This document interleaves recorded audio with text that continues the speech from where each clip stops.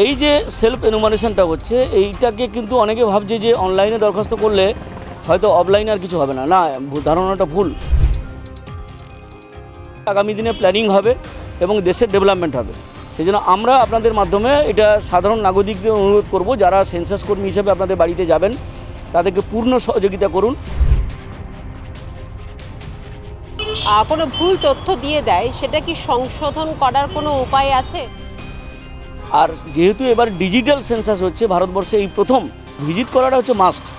আমি নিজের থেকে দেখে এলাম, বাইরের থেকে দেখে একটা নিজের মতো করে ডেটা পুট করে দিলাম, সেটা কিন্তু হবে না। অনলাইনে যখন ফর্মটা ফিল আপ করা হয়েছে, 33টা প্রশ্ন দেওয়াই কি জরুরি? মানে কেউ যদি কোনো প্রশ্নের উত্তর না দিতে পারলেন, তাহলে সেক্ষেত্রে কী হবে? আমি ভেরিফাই করব, তাহলে সেখানে কিন্তু দিতে বাধ্য। কারণ আমি যে তথ্য দিচ্ছি সেই তথ্যটা সঠিক কিনা সেটা এনুমারেটরদের চেক করার ক্ষমতাও আছে। কিন্তু মানে সেন্সাসের কাজ করাটাই হচ্ছে অন ডিউটি। সেখানে গতকাল একটা শিক্ষা দপ্তর থেকে অর্ডার বের করেছে, সম্পূর্ণ বেআইনি একটা অর্ডার, যে কোনো স্টেট গভর্নমেন্ট সেন্ট্রাল অ্যাক্টকে ভায়োলেট করতে পারে না। আমরা ছাত্রদের পড়াতেই বেশি ভালোবাসি, যদি আমাদেরকে অন ডিউটি না দেওয়া হয় কিন্তু আমরা সেন্সাস বয়কট করব। আমি দেখছি যে একবারে ঠুটো জগন্নাথের মতো বসে আছেন আমাদের রাজ্যের শিক্ষামন্ত্রী, কিছুই করছেন না। রাজ্যে শুরু জনগণনা প্রক্রিয়া, আর এই জনগণনার নিয়োগ করা হয়েছে বহু সরকারি কর্মীদের। এই জনগণনা কিভাবে হবে সেটা নিয়ে আমরা চলে এসেছি এবং আমাদের সঙ্গে আমরা পেয়ে গেছি একজন জনগণনার কর্মীকে। তার কাছে আমরা জিজ্ঞেস করব, কারণ ইতিমধ্যেই অনলাইনে শুরু হয়ে গেছে স্বগণনা। সেই স্বগণনা শুরু হওয়ার পর 15ই অগস্ট থেকে শুরু হতে চলেছে বাড়ি গণনা বা গৃহ গণনা। সেটা চলবে 15ই সেপ্টেম্বর পর্যন্ত। তো এই নিয়েই আমরা কথা বলবো। আমাদের সঙ্গে আছেন স্বপন মণ্ডল, যিনি জনগণনার একজন কর্মী। আর+ নিউজে আপনাকে স্বাগত। ধন্যবাদ। জনগণনা শুরু হয়ে গেছে, প্রক্রিয়া শুরু হয়েছে এবং অনলাইন প্রক্রিয়া শুরু হয়েছে।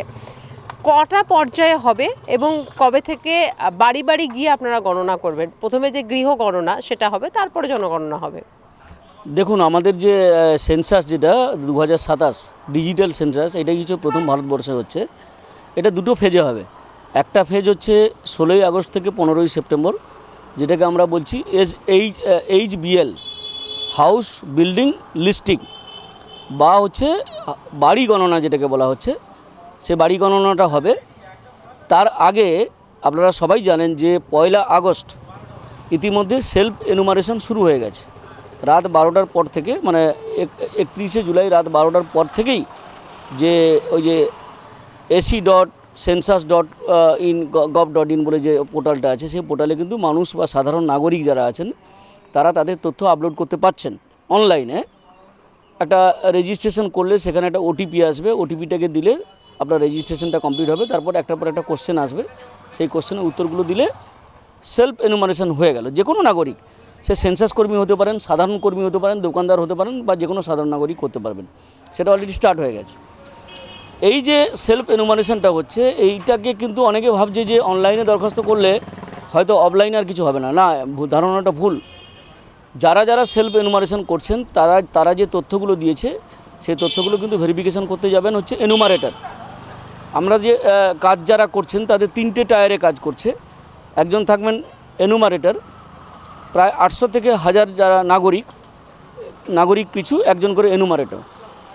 এবার 6 জন থেকে 7 জন এনুমারেটর পিছু একজন করে সুপারভাইজার থাকবেন, এবং একটা ওয়ার্ড, সেই ওয়ার্ডটাকে কভার করবে একজন চার্জ অফিসার। এবং পঞ্চায়েতের ক্ষেত্রে একটা পঞ্চায়েতের যে টোটাল গ্রাম পঞ্চায়েত, সেই গ্রাম পঞ্চায়েতেও কিন্তু একজন চার্জ অফিসার থাকবেন, সেখানে কয়েকজন সুপারভাইজার থাকবেন। আবার এনুমারেটর সংখ্যাটা বেশি হবে। কাজটা এভাবে করছেন। এখানে যে প্রশ্নটা করছি যে এই যে অনলাইনে সেলফ এনুমারেশন শুরু হয়ে গেছে, তো সেক্ষেত্রে মানে যে ওয়েবসাইটটা দেওয়া হচ্ছে, যে পোর্টালের মাধ্যমে গিয়ে এনুমারেশন করতে, মানুষের মধ্যে অনেকের প্রশ্ন যে এটা সেফ তো, মানে এখানে কোনো তথ্য দিলে পরে সেটা প্রকাশিত হবে অন্য কোনো, বা কোনো রকম কোনো কারচুপি হবে কোনো কিছু, এই মানুষের মনে তো একটা নানা রকম চিন্তা থাকে, তো এটা কি সেফ? দেখুন, আমরা তো এই গ্যারান্টি দিতে পারি না, আমরা সেন্সাস কর্মী হিসাবে। তবে আমাদের ট্রেনিংয়ের সময় এটা বলা হয়েছে সেন্সাসের যারা আধিকারিক তারা বলেছেন যে আপনারা যখন গণনা করতে যাবেন একদম এভাবে অ্যাসিওর করবেন যে আপনারা যা তথ্য দেবেন সেটা বাইরে কোথাও প্রকাশ হবে না। এটা একদম এই তথ্য গোপন করা বা গোপনীয় রাখাটা হচ্ছে সরকারের দায়িত্বের মধ্যে পড়ে বা সেন্সাস কর্তৃপক্ষের দায়িত্বের মধ্যে পড়ে। স্বাভাবিকভাবে সাধারণ নাগরিকের আতঙ্কিত হওয়ার কিছু নেই। যা তথ্য দেবেন সেই তথ্যের ভিত্তিতে আগামী দিনে প্ল্যানিং হবে এবং দেশের ডেভেলপমেন্ট হবে। সেজন্য আমরা আপনাদের মাধ্যমে এটা সাধারণ নাগরিকদের অনুরোধ করব, যারা সেন্সাস কর্মী হিসেবে আপনাদের বাড়িতে যাবেন তাদেরকে পূর্ণ সহযোগিতা করুন। তাদের সঙ্গে কোনো বিরূপ আচরণ আপনারা করবেন না এবং সঠিক তথ্যটা আপনারা দিন। সঠিক তথ্য দিলে দেশ সঠিকভাবে এগোতে পারবে। অনলাইন করার সময় যদি কেউ কোনো ভুল তথ্য দিয়ে দেয়, সেটা কি সংশোধন করার কোনো উপায় আছে? এবারে তিনি হয়তো সাবমিট করে দিলেন, সেখানে এডিট অপশন অবশ্যই আছে, কিন্তু তিনি বুঝতে পারলেন না, সাবমিট করে দিলেন এবং পরে যখন জনগণনার কর্মীরা যাবেন তার বাড়ি এবং সেই সময় জানতে পারলেন যে তিনি এটা ভুল করেছেন, তখন কি সংশোধন করতে পারবেন তিনি? অবশ্যই সেটা এনুমারেটরদের সাহায্য নিয়ে যখন ফিজিক্যাল ভেরিফিকেশান হবে, যে তথ্য দিয়েছেন তিনি যদি স্বীকার করে নেন যে এই জায়গাটা ভুল হয়ে গেছে, সেখানে এডিট করে দেওয়ার জায়গাটা আছে।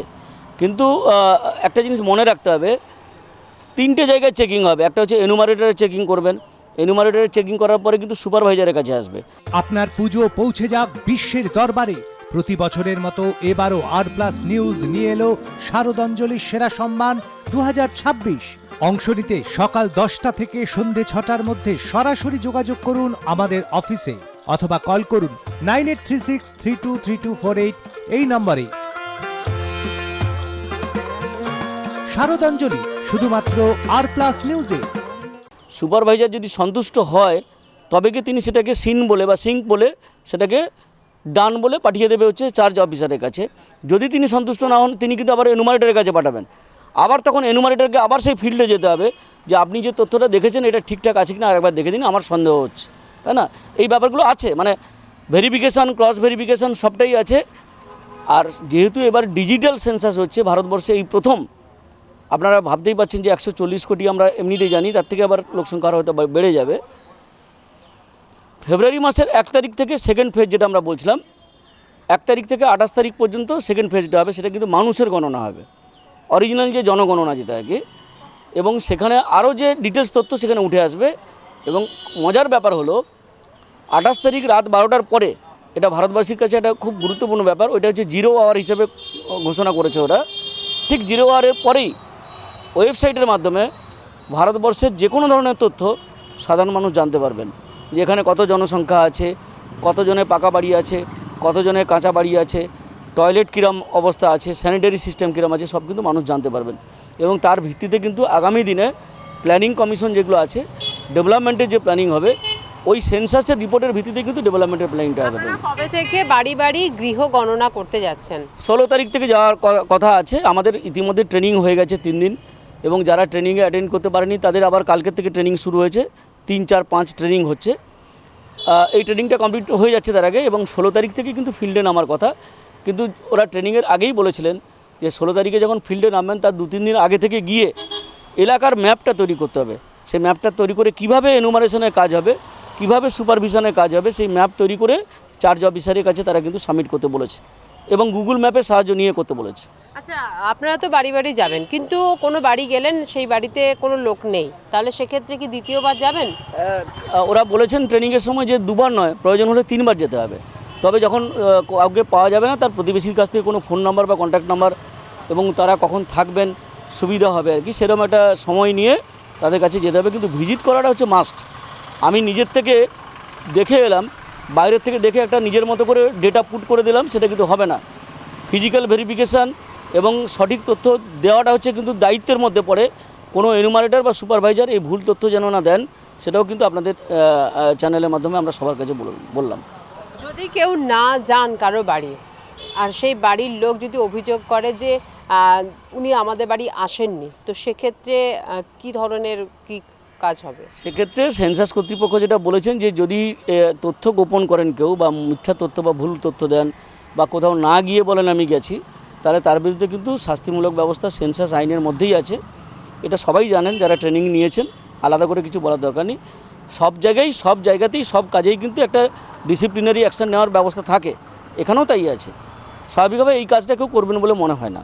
33টা প্রশ্ন দেখতে পাওয়া যাচ্ছে অনলাইনে যখন ফর্মটা ফিল আপ করা হচ্ছে। 33টা প্রশ্ন দেওয়াই কি জরুরি, মানে কেউ যদি কোনো প্রশ্নের উত্তর না দিতে পারলেন তাহলে সেক্ষেত্রে কি হবে? তাহলে ওটাকে ব্ল্যাঙ্ক রেখে দিতে হবে। কিন্তু বিষয়টা হচ্ছে কি জানো তো, যে যারা করেছেন এই 33টা প্রশ্ন তারা কিন্তু সব দিক চিন্তাভাবনা করেই করেছেন। এই নয় যে মানে কারো কাছ থেকে কিছু গোপন বের করে নেওয়া, ব্যাপারটা তা নয়।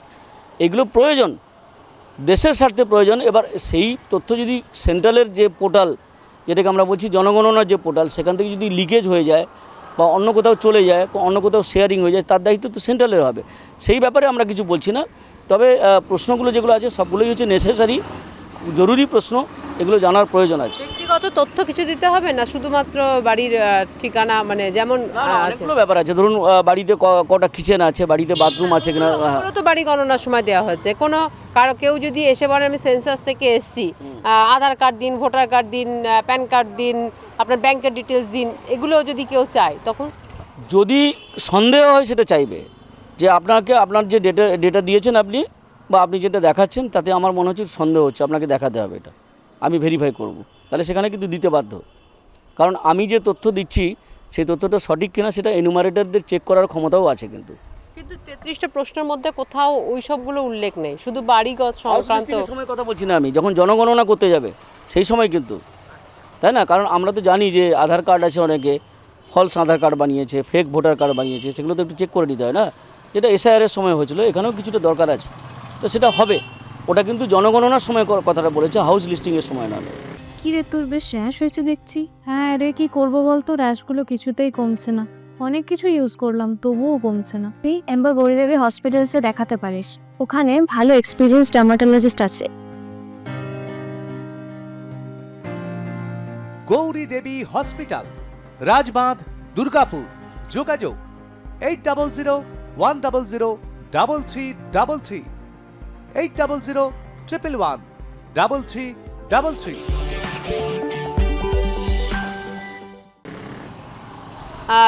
সেলফ এনুমারেশন যেটা করছেন তখন দেখা যাচ্ছে একটা ম্যাপ আসছে প্রথমে, সেই ম্যাপটা সরছে না, তো মানুষজন কিন্তু এটা একটু সমস্যায় পড়ছেন, কি করবেন? যে কোনো ধরনের সমস্যা হলে ম্যাপটা হচ্ছে না, মানে গুগল ম্যাপে যেটা ট্র্যাকিং করছে আর কি। দেখুন ওই সবসময় যে ম্যাপ সব জায়গায় কাজ করে তাও না, কিন্তু এবার গ্রামের দিকে যদি যায় সেখানেও কিন্তু গুগল ম্যাপ সঠিক কাজ করে না। তাহলে সেক্ষেত্রে তারা এমনি ডেটা পুট করবে। যদি আপনি গ্রামের দিকে যান সেখানে বাড়ি বাড়ি আছে, কিন্তু শহরাঞ্চলে ফ্ল্যাট বাড়ি হয়ে গেছে, তো প্রত্যেকটা ফ্ল্যাট বাড়িতে প্রত্যেকটা ঘরেই কি আপনারা যাবেন? প্রত্যেকটা ঘরেই যেতে হবে, প্রত্যেকটা বস্তি। এখানে সবচেয়ে বড় চ্যালেঞ্জ হচ্ছে বস্তি, যেগুলো আপনি জানেন প্রচুর কলকাতা শহরে স্লাম এরিয়া আছে। তারপর হচ্ছে দেখবেন রাস্তার ধারে যারা ফুটপাতে আছে তাদেরকে কিন্তু কাউন্টিং করতে বলেছে। এবারে শুধু বলেছে যে একটা ত্রিপল দিয়ে টাঙিয়েও যদি কেউ কোথাও থাকে তাকে কিন্তু কাউন্টিংয়ের মধ্যে নিয়ে আসতে হবে, সেটাকে হাউস হিসাবে কাউন্টিং করতে হবে। তারপরে বিভিন্ন খালপাড়ের ধারে আপনারা জানেন বিভিন্ন জায়গায় যেখানে সরকারি জায়গায় সেখানে বসবাস করছেন প্রচুর লোক ত্রিপল টাঙিয়ে বা অন্যভাবে আছেন, সবটাই করতে হবে। গ্রামে সেন্সাস করার কাজটা কিন্তু অনেক সহজ তুলনামূলকভাবে, কিন্তু কলকাতা শহর বা এই শহরাঞ্চল যেগুলো আছে এইখানে সেন্সাসের কাজ করাটা সত্যি চ্যালেঞ্জিং ব্যাপার, এবং এখানে সবটাই কভার করতে হবে, এটা কিন্তু ট্রেনিংয়ে পরিষ্কার করে বলে দিয়েছে। আপনি তো একজন শিক্ষক, তো আপনাকে এই দায়িত্ব দেওয়া হয়েছে, সেক্ষেত্রে স্কুল কি এই সময় যখন আপনি সেন্সাস করবেন তখন কি আপনি স্কুল আসবেন না, না স্কুলে আপনাকে ক্লাস করাতে হবে? দেখুন, সেন্সাস অ্যাক্ট 1948 তার সেকশন 15A-তে পরিষ্কার করে বলেছে যে যারা সেন্সাসের কাজ করছেন তারা অন ডিউটিতে থাকছেন, মানে সেন্সাসের কাজ করাটাই হচ্ছে অন ডিউটি। সেখানে গতকাল একটা শিক্ষা দপ্তর থেকে অর্ডার বের করেছে, সম্পূর্ণ বেআইনি একটা অর্ডার, যে তাদেরকে বলা হয়েছে যে সেন্সাসের সময় টিচারদের স্কুল আওয়ারের বাইরে গিয়ে সেন্সাস করতে হবে। এটা ওই সেন্সাস অ্যাক্টকে ভায়োলেট করছে। কোনো স্টেট গভর্নমেন্ট সেন্ট্রাল অ্যাক্টকে ভায়োলেট করতে পারে না। আমরা আজকেই শিক্ষামন্ত্রীকে চিঠি পাঠিয়েছি যে আপনার সরকার বা আপনার ডিপার্টমেন্ট যে অর্ডার দিয়েছে সেটা তাড়াতাড়ি করে রিভোক করে নিন বা এটা উইথড্র করে নিন। এই অর্ডার হতে পারে না, এত অমানবিক অর্ডার হতে পারে না। তাছাড়া আপনারা ডবল ইঞ্জিন সরকারে আছেন, আপনাদের নিজেদেরই সরকার কেন্দ্রে চলছে, তাহলে কেন্দ্রের নিয়মটাকে আপনারা ভায়োলেট করছেন, আপনারা মানছেন না, এটা কখনো হতে পারে না। তো এই চিঠিটা কিন্তু আজকে যদি আপনাদের করতে হয় একসঙ্গে, এসআইআর এর সময় দেখা গেছিল এরকম একটা সমস্যার মধ্যে পড়েছিলেন শিক্ষকরা বিশেষ করে, সেই একই সমস্যার মধ্যে আপনারা পড়ছেন, তো দুটোই যদি করতে হয় স্কুলের ছাত্রছাত্রীদের পড়াশোনায় কতটা এফেক্ট পড়বে? দেখুন, একটা ব্যাপার আমরা শিক্ষামন্ত্রীকে প্রথম জানিয়েছিলাম যে প্রচুর পরিমাণ শিক্ষককে সেন্সাস ডিউটিতে নিয়ে নিচ্ছে, আপনি একটু ইন্টারফেয়ার করুন যাতে কম সংখ্যক নেওয়া হয়। কিচ্ছু করেননি উনি, চুপচাপ বসে আছেন। কখনো কখনো বলছেন মুখ্যমন্ত্রীকে বলছে, আর মুখ্যমন্ত্রীকে বলে তার ফলটা কী হলো? স্বাভাবিকভাবে এই দুটো ডিউটি কিন্তু সাইড বাই সাইড করা যায় না। আমরা বলেছি কালকে যে যদি অন ডিউটি না দেয় তাহলে কিন্তু সেন্সাস বয়কট করবে টিচাররা, তারা স্কুলই করবে। আমরা ছাত্রদের পড়াতেই বেশি ভালোবাসি, যদি আমাদেরকে অন ডিউটি না দেওয়া হয় কিন্তু আমরা সেন্সাস বয়কট করব। দুটো কাজের একটা কাজ হবে। আমাদের পরিবার নেই, আমাদের বাড়িতে ছোটো বাচ্চা টাচ্চা নেই, যারা দিদিমণিরা ডিউটি পেয়েছেন তাদের অনেকে ছোটো বাচ্চা আছে, তো সারাদিন এরকম বাইরে বাইরে ঘুরবে, সেন্সাসের কাজ করবে, স্কুলের কাজ করবে, আবার সেন্সাসের কাজ করতে যাবে, তাহলে তাদের পরিবারটাকে কে দেখবে? কে? এটা সরকারকে মানবিকভাবে দেখা উচিত ছিল। আমি দেখছি যে একবারে ঠুটো জগন্নাথের মতো বসে আছেন আমাদের রাজ্যের শিক্ষামন্ত্রী, কিছুই করছেন না। মাঝে মাঝে কিছু ওই মৌজ স্বাক্ষর করছেন, এইসব করছেন। আমরা দাবি করেছি আজকে, দেখা যাক কী রিয়াকশান আসে আর কি। শেষ প্রশ্ন, এসআইআর হয়েছিল তখন মানুষের মধ্যে অনেক চিন্তা যে এসআইআরে যদি নাম না ওঠে তাহলে সেক্ষেত্রে কি করে তারা নাগরিক হবেন, কি করে, এই সমস্ত চিন্তাগুলো। সেন্সাসের ক্ষেত্রেও কি সেই একই রকম চিন্তা মানুষের মধ্যে আসতে পারে? না, এখানে এতটা দুশ্চিন্তার কিছু কারণ নেই, কারণ ওখানে তো ভোটাধিকারের প্রশ্ন ছিল, এখানে কিন্তু ভোটাধিকারের প্রশ্ন নেই, তাই না? জাস্ট মানুষটা আছেন, তার অস্তিত্ব আছে, সেটা কাউন্ট করা হবে। এখানে সেই আশঙ্কার কোনো জায়গা নেই, উদ্বেগের কোনো জায়গা নেই। জনগণনার মাধ্যমে একটা দেশের মানচিত্রটা অনেকটাই পরিষ্কার হয়ে যায়। তাই সরকারের অবশ্যই প্রতিটা নাগরিকের কাছে আবেদন, এই জনগণনার ক্ষেত্রে জনগণনার কর্মী যারা আছেন তাদেরকে সাহায্য করুন। আর এসআইআরের মতো অত দুশ্চিন্তার কোনো কারণ নেই এই জনগণনার ক্ষেত্রে। এখানে জনগণনাতে আপনার অস্তিত্ব আছে কিনা সেটাই মূল প্রাধান্য দেওয়া হচ্ছে। ক্যামেরায় পার্থ চক্রবর্তীর সঙ্গে নাজিয়া রহমানের রিপোর্ট, আর+ নিউজ, কলকাতা।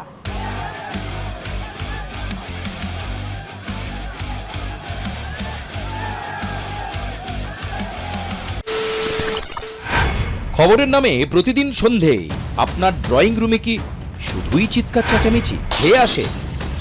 বিতর্কের নামে চলে গালাগালি আর কাদা ছোড়াছুড়ি। এবার সময় পরিবর্তনের, কারণ আমরা কান ফাটানো চিৎকারে বিশ্বাস করি না। আমরা বিশ্বাস করি খবরের সত্যতায়। আমরা কোনো পক্ষের হয়ে গলা ফাটাই না, আমরা সাধারণ মানুষের হয়ে প্রশ্ন তুলি। চিৎকার নয়, শুধু খবর হবে যেখানে বিতর্ক আছে কিন্তু কুৎসিত ঝগড়া নেই। সঠিক তথ্য, বিশ্বস্ত খবর। নজর রাখুন আর+ নিউজে।